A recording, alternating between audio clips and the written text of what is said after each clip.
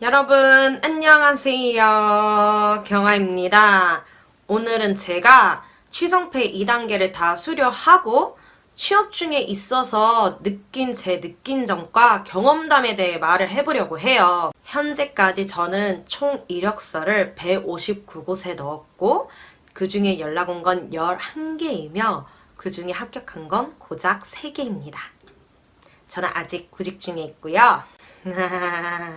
일단 제가 전에 올린 2단계 중간 후기에서 말했다시피 저는 이 취성패 제도에 대해 정말 만족을 하고 있는 사람입니다. 근데 이게 취업을 하려고 보니까 그제서야 문제점이 좀 보이기 시작하더라고요. 그래서 취성패를 하시려는 분들에게 학원과 커리큘럼 그리고 강사가 얼마나 중요한지에 대해 이야기를 해드리려고 합니다. 일단 제가 들었던 수업 커리큘럼은 포토샵, 일러스트, HTML5, CSS3 그리고 jQuery까지 과정이었는데요. 이 커리큘럼은 본인이 웹 디자인, 쇼핑몰 취직만을 원하신다면 정말 부족함 없는 수업이 되실 겁니다.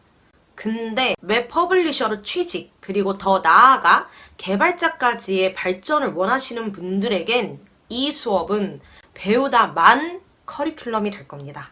저 같은 경우 이쪽 길에 대해 깊이 생각을 하지 않았었어요.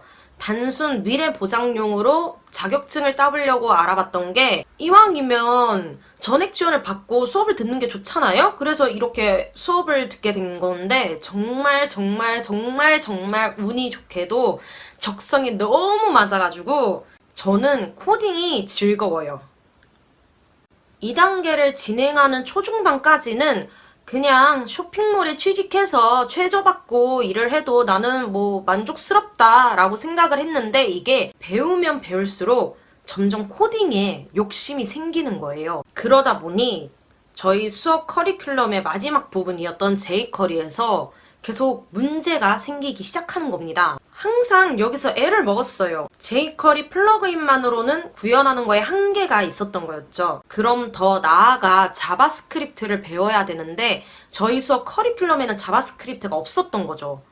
저는 그 상태로 교육 이수를 하고 취업을 하려고 보니 이제 문제가 생기는 겁니다. 여러분, 요즘은 웹 디자이너가 코딩을 하는 시대예요. 하지만 저는 웹 디자이너가 아닌 웹 퍼블리셔로 취직해서 개발자까지의 발전을 원하는 사람이잖아요. 그러나 회사에게 웹 퍼블리셔란 자바스크립트를 할 줄 아는 사람이었던 거예요.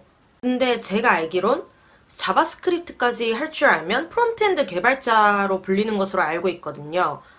뭐 요즘에는 프론트엔드 개발자에게 백엔드까지의 영역을 부탁하는 경우도 있다고 하더라고요. 어쨌건 요즘 회사가 이런데 저는 딱 이로저도 아닌 케이스가 돼버린 거죠.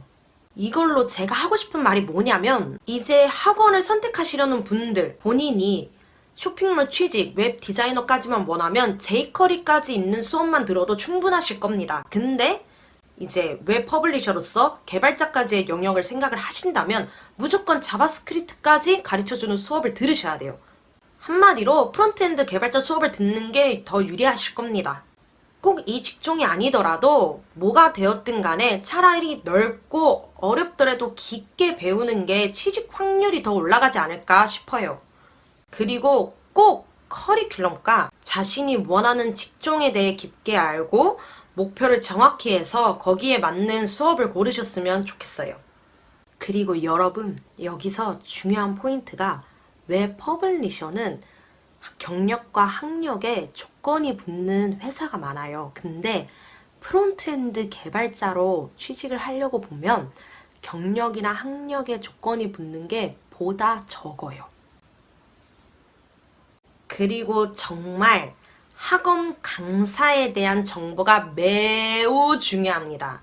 제가 전에 영상에서는 되게 강사한테 만족스럽다는 의사를 표시를 했는데 네, 사람을 끝까지 봐야 한다는 계기가 되었죠. 일단 이분이 자기 스스로를 말하기를 자기는 얇고 넓게 한다고 말씀을 하셨어요. 그래서 종종 jQuery 플러그인을 쓰다가 자바스크립트 문제가 생겼을 시 그분은 해결을 하지 못하셨어요. 그럼 어떻게 하느냐? 그 플러그인 쓰는 거 그냥 포기하는 거예요. 어떻게 배우는 학생도 모르는데 강사도 모르는데 어떻게? 제 생각에 이쪽 분야는 강사 본업이 개발자이신 분한테 배우는 게 엄청 이득이지 않을까 싶습니다. 그리고 실무에 대해 다양하게 알려주는 강사인지도 중요합니다. 다들 알다시피 무슨 직종이든 간에 이론적인 거랑 실무적인 거랑 매우 달라요. 뭐 실무에 쓰는 용어라든지 뭐 프레임워크든 사이트라든지 등등. 저 같은 경우 매우 기본적인 단어인 하드코딩이란 단어도 다른 학원 수강생 포트폴리오에 써진 걸 보고 매우 뒤늦게서야 무슨 뜻인지 알게 되었고요. 실무에 쓰는 프레임워크도 학원 끝나고 알게 되어 저 혼자 지금 공부 중에 있고, 유용한 플러그인들이 모아져 있는 사이트도 알려주지 않아 저 혼자 열심히 구글링 하다가 그제서야 GitHub란 사이트를 알게 되었습니다. 그리고 커리큘럼 외에 좀 더 심화된 과정의 질문을 해도 그거 저희 수업 내용 아니에요. 그거 우리 수준에서 할 수 있는 거 아니에요. 라고 말하는 강사가 아닌 그거에 대해 친절히 깊게 설명을 해줄 강사를 만나세요. 그리고 학생의 1대1 상담 내용과 본인이 학생에 대해 느끼는 개인적인 감정을 다른 학생들에게 떠벌리고 다니는 강사가 아닌 학생 한 명 한 명의 상담 내용을 지켜주는 강사의 위치가 무엇인지 아는 강사를 만나세요.